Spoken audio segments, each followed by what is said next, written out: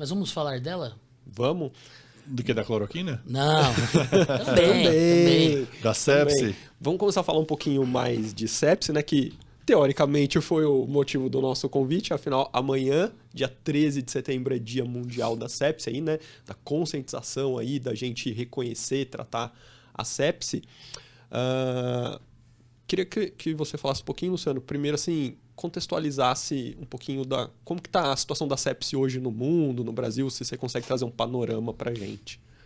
A gente tinha uma ideia do que acontecia até 2019, né? De 2020 em diante, a gente perdeu muito do bonde nesse aspecto. A gente imagina que a coisa não tenha melhorado, muito pelo contrário, né? Porque a gente viu o que aconteceu durante a pandemia, que era uma utilização inadequada e indiscriminada de antibiótico, que com certeza não contribuiu para melhorar o problema da sepse no Brasil. Mas até 2019, a gente imagina, baseado em dados, a gente não tem dados desse aspecto no nosso país, mas pensando em dados de outros países, a gente imagina por volta de uns 700 mil casos de sepse no Brasil, sepse bacteriana, né? No Brasil todo ano. Isso geraria entre 250 mil e 300 mil mortes aproximadamente, pensando em 20 a 30% de risco de morte por um episódio séptico. Então é um problema de saúde importante. E eu sempre lembro que a sepse tem duas possibilidades, digamos assim, de extremos, né? Por um lado, eu tenho um paciente jovem, sem comorbidade ou com pouca comorbidade, que tem uma infecção e não é diagnosticado, não é tratado e morre de sepse. Esse é o paciente que a gente quer evitar. Esse é o paciente que a gente quer tratar e esse é o paciente que a gente quer conscientizar o público leigo e os profissionais de saúde. No outro extremo, no outro espectro, eu tenho um indivíduo idoso, demenciado, sequelado, traqueostomizado, com Alzheimer, com gastrostomia e tal, que tem episódios de infecção repetidos e em todos esses episódios de infecção esse paciente é tratado, é colocado no ventilador, é dado droga vasoativa, é dado antibiótico. Esse é o paciente que a gente precisa ensinar para as pessoas que muitas vezes o ideal é ter algum grau de orientação, de planejamento terapêutico, não com o paciente, porque nesses casos é difícil, mas com família principalmente, né? Do ponto de vista de limitar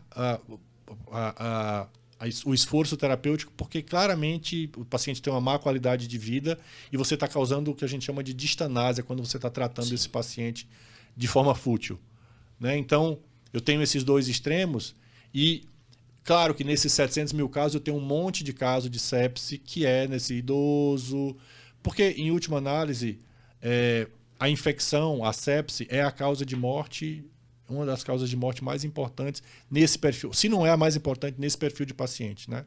E a história natural da vida dele é ter uma infecção e falecer por ela. E quando eu trato, e quando eu uso todos os argumentos da Survival Sepsis Campaign para esse perfil de paciente, eu estou sendo fútil, estou fazendo uma distanásia nesse cenário.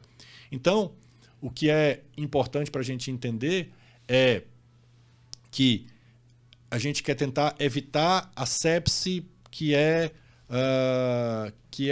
digamos assim, que não faz parte da história natural da vida de uma pessoa, né? Aquele indivíduo saudável que tem um episódio infeccioso e evolui com disfunção orgânica, evolui com choque e muitas vezes ele demora para ser atendido, bate e volta no serviço de saúde, isso é um problema sério do Brasil. Ou demora para ir, né? Ou demora para ir porque não conhece, né? Então, o público leigo não conhece a questão da sepse e demora para procurar o serviço de saúde. Quando chega no serviço de saúde, o médico ou o profissional que está lá, qualquer que seja ele, né? Também não sabe o que é sepse, também não sabe identificar e como consequência disso fica essa demora para identificar a doença, demora para dar um antibiótico e um paciente jovem ou tem sequelas importantes, a gente viu vários exemplos aí de gente que perde extremidade por causa de infecção, né? Meningococcemia e tal, e acaba morrendo. Então, a gente tem essas questões que fazem sentido você tentar minimizar esse problema, principalmente para esse cenário de o que a gente chama de mortes ou de mortes evitáveis por sepse. Né? Algumas são inevitáveis porque fazem parte da história natural. Vale a pena até você não tentar mexer nessa evolução. Né? mas outras, as mortes evitáveis, são claramente importantes e a gente tem isso muito no nosso país, infelizmente. Luciano, esse podcast ele é voltado principalmente para profissionais da saúde, mas nós sabemos que um ou outro leigo possa acompanhar, é público isso aqui no YouTube, nas plataformas de áudio. Você pode definir para essas pessoas o que é a sepse, a famosa infecção generalizada, né, que é veiculada, que é divulgada por todos aí? Sepse é o que a gente chamava anteriormente de septicemia, né? Então, que as pessoas entendiam como infecção no sangue, né? Não é bem isso, tá? A sepse acontece quando eu tenho uma infecção e, como resposta a essa infecção, a gente acaba gerando uma série de reações no organismo que acabam afetando o funcionamento dos órgãos do paciente. Então, na tentativa de combater essa infecção, os órgãos do paciente acabam gerando o que a gente chama de disfunção de órgãos ou falência de órgãos, né? É um dos termos que a gente ouve também bastante do público leigo, falência múltipla de órgãos, né? Falência não é o melhor nome, falência é coisa de banco, né? O banco faliu, a pessoa faliu, a gente chama o termo médico técnico é disfunção, né? Então, quando o órgão para de funcionar adequadamente, funciona parcialmente ou não funciona, eu tenho uma disfunção múltipla de órgãos, né? De múltipla de órgãos e sistemas. E isso acontece porque, na tentativa de combater a infecção, o organismo gera uma série de produtos inflamatórios, radicais livres, né, e substâncias inflamatórias que acabam afetando o funcionamento dos órgãos e os órgãos param de funcionar. Então é uma resposta, como a gente chama, inadequada do organismo a um processo infeccioso. Por que isso acontece?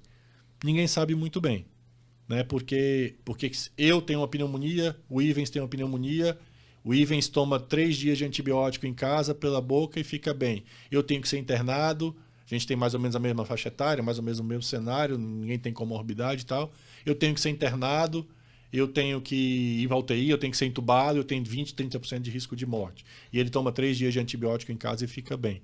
Ninguém sabe por que isso acontece. Muito provavelmente é uma multiplicidade de fatores. Então, desde questões genéticas, mutações e tal, que não estão claras para a gente hoje em dia, até a própria quantidade de bactéria que aquela pessoa recebeu, né, o inóculo bacteriano, e também se ele tem comorbidade, se ele é um idoso, se ele é uma criança muito pequena, se ele tem câncer, se ele tem doença reumatológica, se ele tem um diabetes descompensado, se ele tem insuficiência renal crônica, insuficiência cardíaca. Então, esses fatores de risco aumentam a chance do indivíduo ter uma sepse ou uma sepse durante o processo infeccioso, né? Diferente, a minha chance sendo, ou a nossa, de nós todos aqui, sendo rígido e sadio de pegar uma infecção e de evoluir para uma sepse é menor do que um indivíduo que tem uma série de comorbidades ou é um indivíduo mais idoso. O tempo de resposta também tem correlação direta com o sucesso do tratamento, né? Com certeza. O tempo de início a esse tratamento tem correlação direta com o seu sucesso. Mas não só isso. A sepse ela também tem gravidades, ela tem graus de complicações, né? Que partem de sepse grave, podendo levar até o choque. Que um indivíduo, um indivíduo cidadão, um paciente que está ali, e o profissional da saúde que está cuidando, que precisa identificar rapidamente para notificar a equipe, notificar todos que estão ali, e até mesmo os profissionais que tomam decisão, o que eles devem se atentar? Quais são os principais sinais que podem sugerir que esse paciente está entrando no processo séptico? Talvez você conseguisse dividir em 2 respostas, uma para um público mais leigo, o que ele tem que prestar atenção, e um profissional de saúde, se é que é possível. Acho que as respostas acabam sendo meio parecidas. Pode ser sepse é genial. A campanha é maravilhosa. Porque ela serve para todo mundo, né? Pense, pode ser sepse para o leigo, aquele seu familiar que está de repente piorando, não está muito bem, pode ser uma sepse. E serve para o profissional de saúde também. Eu estou vendo um paciente na minha frente que está com deterioração clínica, mesmo que ele não tenha febre, mesmo que ele não tenha leucocitose, isso pode ser uma sepse, né? Então, qualquer deterioração clínica, a sepse tem que ser pensada dentro de uma série de possibilidades diagnósticas. Eu não estou tirando a importância das outras condições, do infarto, do TEP, do choque hipovolêmico, do sangramento digestivo. Não estou tirando da insuficiência cardíaca, não estou tirando a importância disso, mas a sepse tem que ser pensada também, porque os sinais e sintomas eles não são específicos. Se eu tenho um indivíduo muito imunossuprimido, ele não tem febre, ele não tem leucocitose, ele não faz taquicardia, às vezes ele não faz taquipneia. E aí fica difícil de eu identificar esses sinais e sintomas. Mas, de maneira geral, qualquer runheira, digamos assim, tem que ser pensada dentro da possibilidade de ser sepsis. Eu vou muito usar isso em sala de aula agora, cara. Adorei runheira. Qualquer runheira tem que ser pensada. O que é uma runheira? Né? Uma runheira seria o indivíduo que está, não estou bem, né? Eu estou suando frio, eu estou com sensação de desmaio, eu desmaiei, eu quero passar o dia inteiro deitado, eu estou com febre alta, minha pressão caiu, minha pressão está baixa, eu não estou urinando, eu estou suando frio. Se é um idoso, está confuso, está desorientado, dorme o dia inteiro, é um idoso normal que acordava, fazia as coisinhas dele, está dormindo o dia inteiro. Tudo isso é sinal de disfunção orgânica, né? Então, dormir o dia inteiro, está confuso, está agitado, está desorientado, é sinal de alteração neurológica. O paciente que não urina, né, não vai ao banheiro, tá, sinal provavelmente de disfunção renal, de desidratação. A pressão baixa, sinal de disfunção cardiovascular. Está com falta de ar, com respiração acelerada, sinal de disfunção respiratória. Então, tudo isso tem que ser visto, independente ou não do indivíduo ter febre. Porque ele pode ter febre, assim, febre interna. Não, brincadeira. Não tem. Tem umas, assim... No cenário do paciente séptico, nos diagnósticos que a gente faz de sepse, um percentual que não é pequeno não apresenta febre durante a internação. E a família às vezes não sabe referir, às vezes é uma família muito simples, não tem termômetro. Não sei, doutor, ele parecia quente, mas não tem como saber. Então, tem sempre que pensar na possibilidade, né, de um quadro séptico. E procurar o serviço de saúde, porque quem, em teoria, deveria ter a capacidade de dizer se é sepse ou não, é o profissional de saúde que está lá avaliando o paciente no pronto-socorro. A gente tem o hábito de, às vezes, ficar pensando em todas as possibilidades paralelas, né? Eu tô com uma batedeira, é dor, é isso, é que... E a gente nunca se atenta aos detalhes. Obviamente, aqueles 4 critérios, eles não caíram, mas esse olhar para a disfunção orgânica, ele acelera o diagnóstico. Né? Então, esse é o principal objetivo. Eu achei genial, óbvio, fazem alguns anos que essa campanha foi lançada, mas eu achei genial quando ela foi, de fato, divulgada para que os profissionais ficassem um pouco mais atentos. Não fique esperando a taquicardia, a leucocitose, a febre, o ataque, não fique esperando. Porque a gente é treinado, né? Tem aquela tabelinha, fica atrás do crachá. Vamos ver se entra no protocolo de sepsis. Aí você olha. É isso aí. Mas existem muitas outras coisas que a gente precisa estar atento. Para ser bem sincero, essa campanha foi... O IRAS roubou, entre aspas, essa campanha do NIH, do NIHS, do Serviço de Saúde Britânico, lá do grupo de cuidado de sepsis deles lá, que eles pensaram. Nosso pense pode ser sepsis é a tradução literal do inglês, né? Could it be sepsis, que os caras lançaram lá. E lá eles têm isso até nas ambulâncias, tá pregado nas ambulâncias dos caras lá, os sinais e sintomas de sepsis e essa frase em cima, entendeu? Para orientar os profissionais de saúde e o público leigo também da importância do problema. Porque dentro da sepse, acho que você falou bem, um dos principais problemas é esse reconhecimento, e quanto mais precoce, o maior problema, eu acho, melhor, né? Não à toa que todos os países meio que atuam nessa tentativa de ensinar como reconhecer cada vez mais rápido, né? E, por exemplo, nós somos fisioterapeutas e a gente educa fisioterapeutas, eu sempre pego no pé nas aulas do fisioterapeuta se atentar para isso também. Porque ele está muito perto do doente, né? Muito. O enfermeiro, o fisioterapeuta são os que mais estão próximos do doente. Vê o cara deteriorando. O médico está longe, está tomando café ou nem está lá. Né? Tá no consultório para um paciente não andar. Né? Então é super importante isso. O físio. E, inclusive, por exemplo, a gente que trabalha em hospital também tem muito atendimento domiciliar. E aí o cara vê o paciente dele, vai lá para a sessão de fisioterapia atender o paciente em casa. Aí ele coloca o oxímetro e fala assim, nossa, mas seu João hoje está mais taquicárdico, a saturação deu uma caída. Aí a mulher fala que ontem ele passou o dia mais prostrado, não queria sair da cama. E às vezes ele fica meio apático nessa situação. Fala, não, a gente precisa levar o seu João pro médico agora, porque isso aqui pode ser uma sepse. Então a gente precisa fazer uma coisa mais ativa. Mesmo dentro do hospital, você tá lá no leito, você observou uma mudança do seu paciente, que você tá vendo ele todo dia ali. O cara não tá legal hoje, subiu o oxigênio, esse cara tá taquicárdico, não tá tão pode ser uma embolia de pulmão? Pode, mas você tem que pensar no diagnóstico. Mas eu chamo o médico vai fazer o diagnóstico e é isso. Então assim, a gente faz o nosso papel. Deterioração. Eu lembrei de uma história. Eu trabalhava no centro de reabilitação pulmonar, ambulatório de reab pulmonar, e a minha gestora, na ocasião, ela estava relatando uma ardência na micção. há uns 3 dias e estava um pouco indisposta, teve uma febre na noite anterior, tava relatando estar preocupada de estar ou não oligúrica. Ela teve um mal-estar um pouco importante, joguei um oxímetro no dedo dela em repouso, 140 de frequência cardíaca. Você foi no banheiro hoje? Não. Febrão, corre pro hospital. Ficava na rua de trás de um hospital particular aqui, ela já bateu no pronto-socorro, ficou internada, sepse, na lata. E foi ali, no centro de reabilitação. Para você ver, uma pessoa jovem, aparentemente sem comorbidade, né? É muito comum infecção urinária em jovem acabar desenvolvendo quadro séptico, né? Sim. É frequente também, não é? Mas dentro dessas, é uma das mais, entre aspas, benignas, digamos assim. Na verdade, sepse, agora cientificamente falando, é um conjunto de... A gente chama sepse uma resposta do organismo a esse processo infeccioso, mas sepse é um conjunto de doenças diferentes, né? Uma síndrome que é um conjunto de doenças diferentes. Por quê? Sem dúvida, uma infecção urinária numa jovem de 25 anos, ígida por um Escherichia coli multissensível, é muito diferente, apesar da resposta ser igual, assim, do ponto de vista de pode chocar, pode ter disfunção respiratória, mas de prognóstico de evolução é muito diferente esse perfil jovem com infecção urinária por um germe sensível de um indivíduo idoso, diabético, mal compensado, que tem uma pneumonia hospitalar por KPC, por exemplo, né, porque estava internado por outro motivo.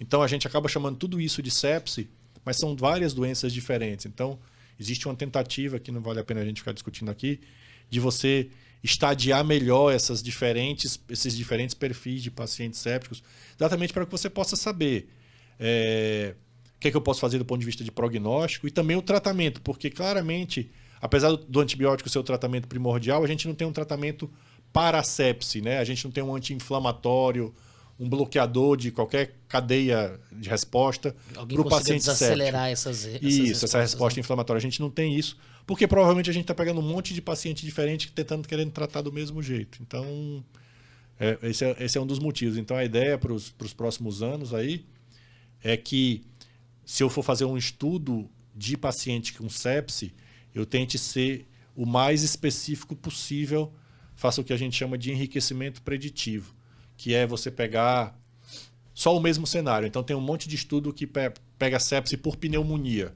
só sepse por pneumonia, ou sepse abdominal, com concentração sérica de endotoxina acima de tanto, para pegar aquela população específica mesmo e a partir daí ser capaz de dizer, não, então esse meu tratamento nessa população funciona. E não no...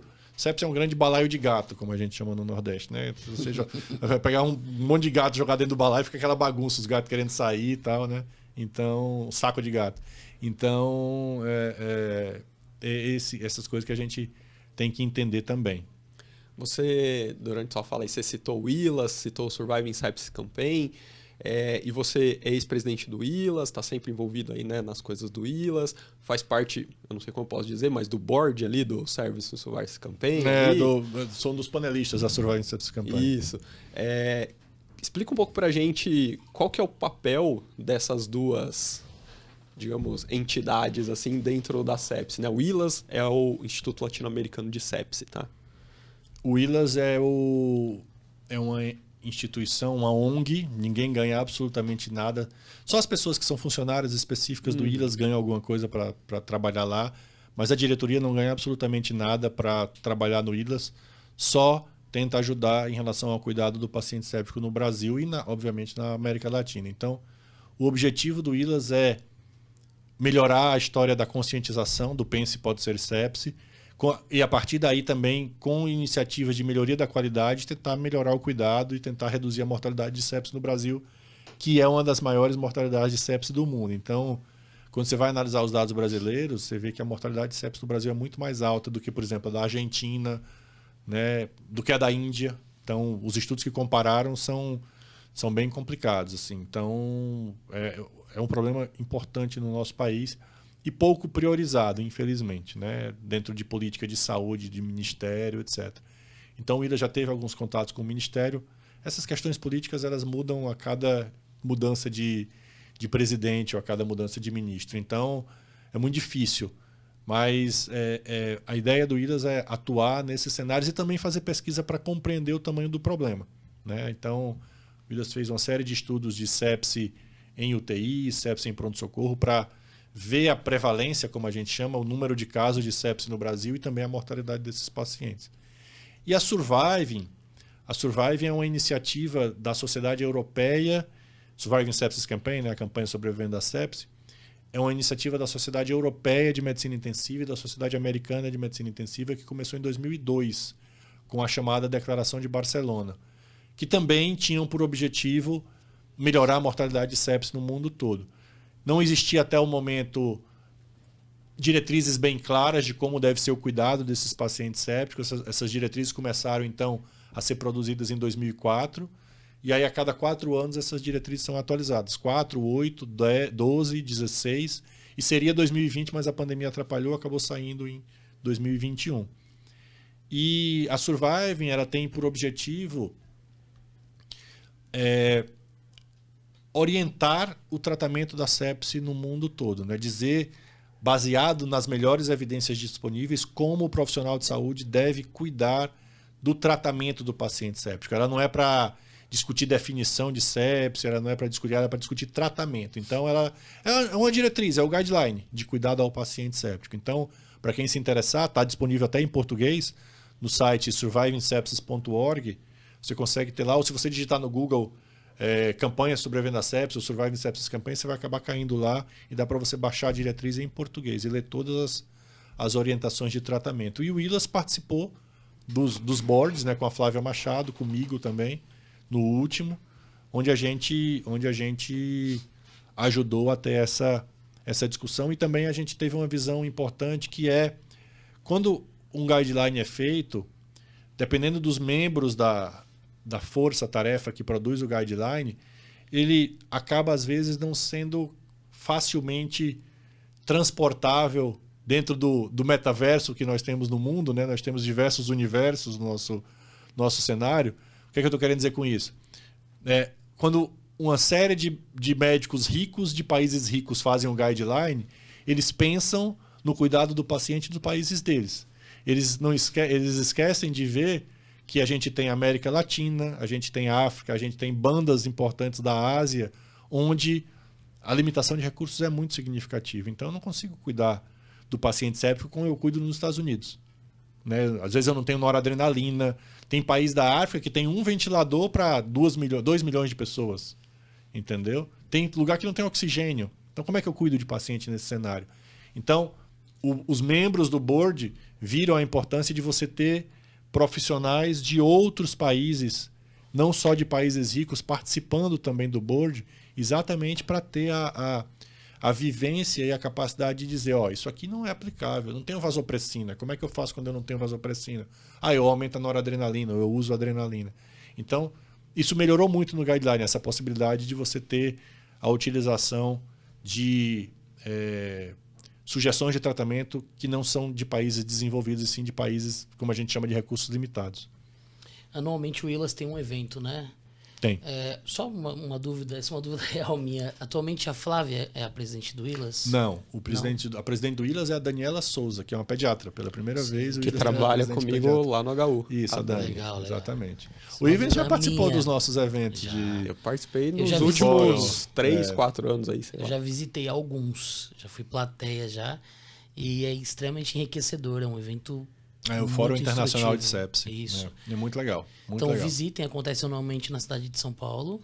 Geralmente em maio ou junho, né? Se a pandemia não mudar nada, mas esse ano foi, acho que em maio ou junho também. E as pessoas podem encontrar através do willas.org.br. Ou forumsepse.com.br, é o site do fórum. Fazer um alerta para vocês, interessante. Se vocês irem lá no site do Willas, o Willas também tem um site de ensino à distância. Você consegue ir lá, se cadastrar e tem aulas com médicos, enfermeiros, nutricionistas, farmacêuticos. Tem eu de fisioterapeuta lá falando sobre fisioterapia na sepse. Que eles chamam qualquer pessoa, né? Exatamente, é incrível. Qualquer um pode dar aula, velho. E é gratuito. Você vai lá, se cadastra. São vários módulos. Inclusive, eu vi numa publicação recente do Willas que eles estão atualizando alguns módulos, colocando módulos novos. Então, é muito legal para você poder aprender. Para quem tem tudo lá. Desde epidemiologia, definição, pediatria, fisioterapia, multi. E, obviamente, brincadeiras à parte, a gente sempre convida profissionais gabaritados para Menos o pessoal da FIS, né? O convidado da FIS... Era o que tinha, estava disponível lá. Não, agora falando sério, a gente sempre convida profissionais de gabarito para fazer as aulas. Então, são aulas curtas, né? Como devem ser aulas em EAD, né? Para não ser muito chato. Então é muito bom. O EAD do Willas é realmente muito bom, bem legal. Show, Vale a pena. E o mais importante de tudo, na faixa, né? Exato. Totalmente gratuito. Então... Que o objetivo do Willas, do Surviving totalmente Sepsis Campaign, é gratuito, sempre propagar exatamente. o conhecimento. Exatamente. Né? Isso. Inclusive, uma coisa interessante que teve no último guideline, né, do Surviving Sepsis Campaign, que eu não lembro de ter no último, não sei se não tinha, eu só não lembro, que ele já tem recomendações para os sobreviventes da sepse. Primeira né? vez esse ano. Foi a primeira passado, vez, né? Isso é muito interessante, porque a gente está começando a se preocupar, a gente está começando a fazer com que os pacientes sobrevivam mais, diminuir a mortalidade, só que ficar vivo não é necessariamente o ponto final da coisa, né? E eles começam a trazer ali as recomendações. E aí o Willas lançou um outro site, uma outra campanha, que é o Reabilita Sepse. Né? Então eu preciso falar aqui do Reabilita Sepse. Fazendo a merchan dele, olha lá. Exatamente. não é porque eu estou envolvido também. Mas é extremamente importante. Né? Inclusive, Ó jabá. Né? Inclusive, hoje é dia 12, quarta-feira agora, dia 14, a gente vai ter uma live, eu, Regis e a Luciana, que é uma sobrevivente de sepse, o Regis, que é médico também, né? Que é lá do Rio Grande do Sul. Que estuda bastante qualidade de vida, cuidados pós-UTI, sepse, etc. Então a gente vai ter uma live muito boa. em comemoração aí ao Dia Mundial da Sepse. Vai ter uma série de lives, na verdade, o Willas está fazendo amanhã, essa semana. Né? Então acompanha aí lá no Willas, Reabilita Sepse. Dentro do site Reabilita Sepse, qual que é a ideia? A ideia do Reabilita Sepse é focar nos pacientes e nos familiares. É educar que a família, que o paciente saiba o que pode acontecer com ele depois que ele sobrevive à sepse. Então a gente falou até agora aqui do cuidado, reconhecimento, e depois, quando o cara sobrevive, ele pode carregar complicações. Então a ideia do Reabilita Sepse é isso, trazer ali o médico, o enfermeiro, o fisioterapeuta, o nutricionista, o fonoaudiólogo, o psicólogo, cada um trazendo ali a sua expertise para explicar para o paciente, para a família, quais são os problemas que podem surgir e como que ele deve lidar com esses pacientes. Então, além de irem lá no Reabilita Sepse e olharem, divulguem para os pacientes e para os familiares aí do hospital para eles se conscientizarem desses problemas. Porque durante a internação, se ele já souber disso, ele pode dar um passo muito mais rápido. Manda para mim depois, eu vou postar lá no Instagram. Depois eu te mando, passo o link. Importante. Com certeza. Importante. Imprescindível. Exato. Você tá tudo... Colocar uma peruca pra gravar, pra fazer uma cena diferente. Posso pensar nisso. Posso pensar. Já, eu queria muito que tivesse mais 3 horas pra gente conversar. Já passou 1h40 de conversa. A gente já tá quase aí nos finalmente. Inclusive, quem tá aí acompanhando, se quiser mandar pergunta, a hora... Ih, as caixinhas de pergunta vai ficar pra trás quase. Mas pode mandar, manda aí, pô. Manda aí no chat aí que se der tempo a gente já vai perguntando aqui também. Eu queria saber como que foi esse envolvimento seu, por exemplo, como que foi esse convite do Surviving Sepsis Campaign para o pessoal aqui no Brasil, para você, para a Flávia? Como que foi esse processo aí? A Flávia já faz parte do board da Surviving há pelo menos 3 atualizações do guideline, nos últimos 12 anos. Ela era a presidente do Willas na época, ela foi convidada. Como gostaram do trabalho dela, e não tem como não gostar do trabalho da Flávia, porque ela é excepcional, é espetacular, do ponto de vista da capacidade de trabalho, inteligência. Então, ela foi continuando e hoje ela é chefe de uma das sessões do Guideline. Ela nem é convidada como profissional, digamos assim, de alguma instituição. Os demais, eles são convidados como presidentes ou como referências no cuidado ao paciente séptico do mundo todo, né? Então eu fui convidado como presidente do Instituto Latino-Americano de Sepsis, assim como a Suzana Lobo foi convidada como presidente da AMIB na época da elaboração do guideline. Então é assim que é feito, né? E aí a gente participa e é um processo muito, muito bom, assim. Eu aprendi bastante medicina baseada em evidência, meta-análise, como avaliar a guideline com esse processo. Porque controvérsias à parte, todo guideline de sepsis, toda publicação de sepsis sempre tem discussão, sempre tem controvérsia, mas controvérsias à parte, esse guideline ele é muito bem feito assim, do ponto de vista metodológico, uma série de